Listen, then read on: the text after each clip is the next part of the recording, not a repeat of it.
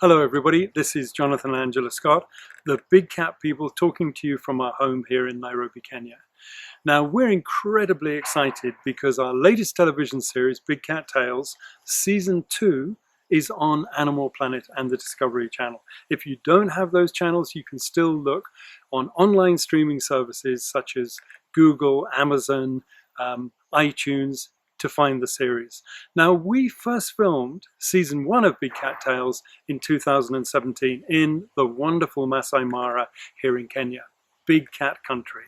And 2 years later, we filmed season 2, which is the season that you can find now, Big Cat Tales season 2, and it just delivers all of the wonders of going on safari in Africa, of visiting the Maasai Mara in Kenya, which is probably, you could only call it a predator's paradise.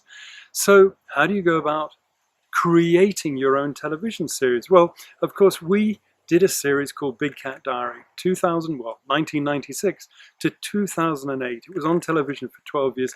You can still see repeats today.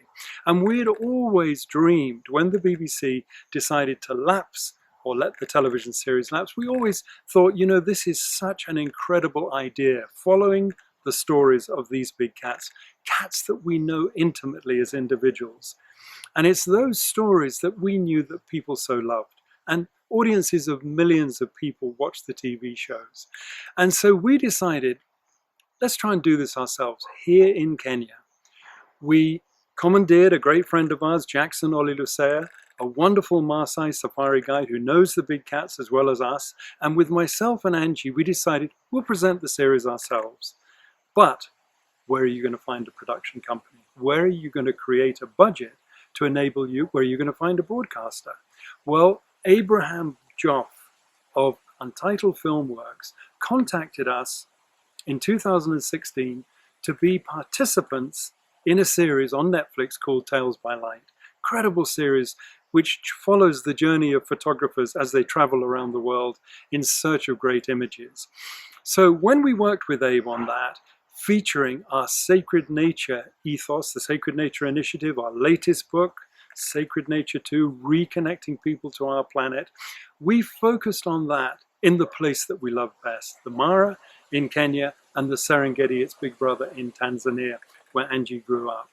And once we had filmed that series, 2 30-minute programs, Sacred Nature on Netflix, season 2 of Big Cat Tales, Abe said to us, why aren't we doing something with the big cats? Why aren't we recreating a TV show featuring them, telling those incredible stories? You guys have the knowledge, you've got the history, you've been watching the marshland since 1977, following the stories of the great cats. Let's do it again. And at first we thought, is that really what we want to be doing at this point in our career?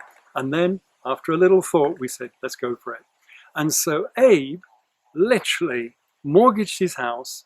We and he put in all our time and effort for free together.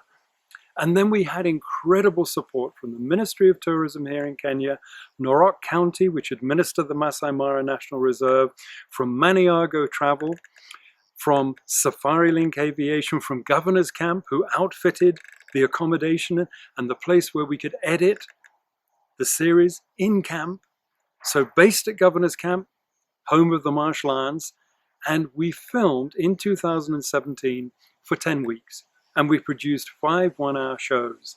And then 2 years later, again, taking the onus on ourselves to actually get behind this, put our money where our mouth was, we produced 3 more one-hour shows, which is season 2 of Big Cat Diary.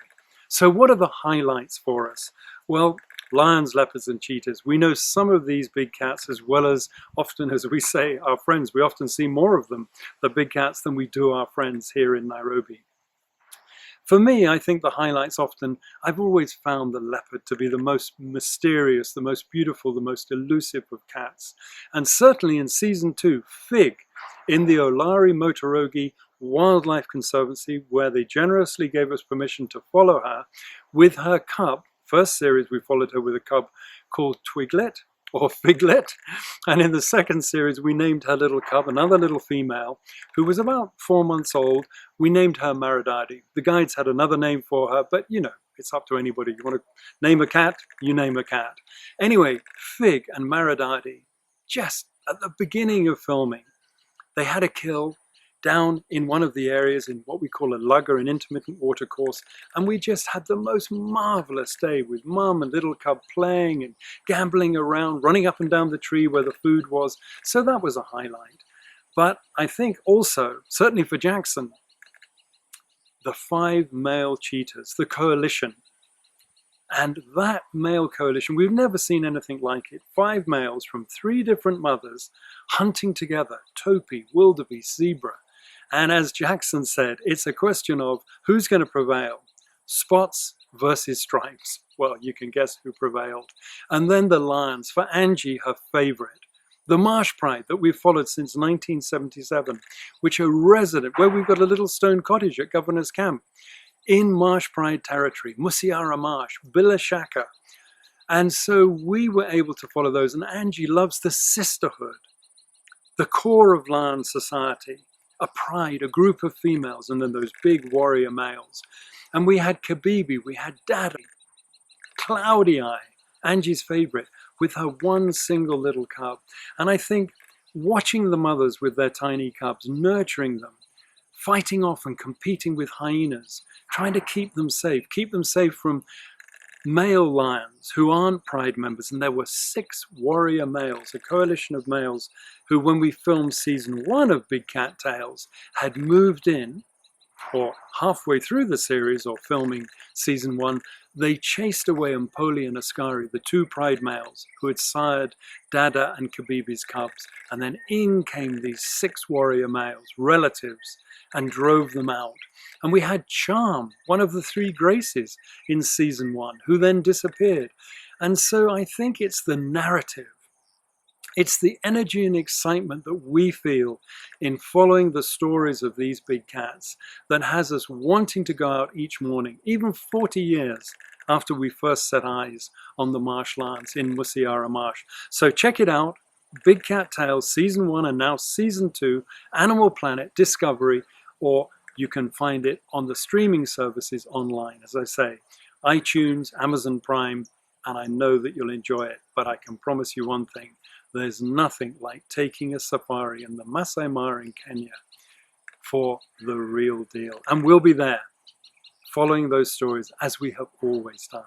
Okay, enjoy, take care, all the best from us. Bye-bye.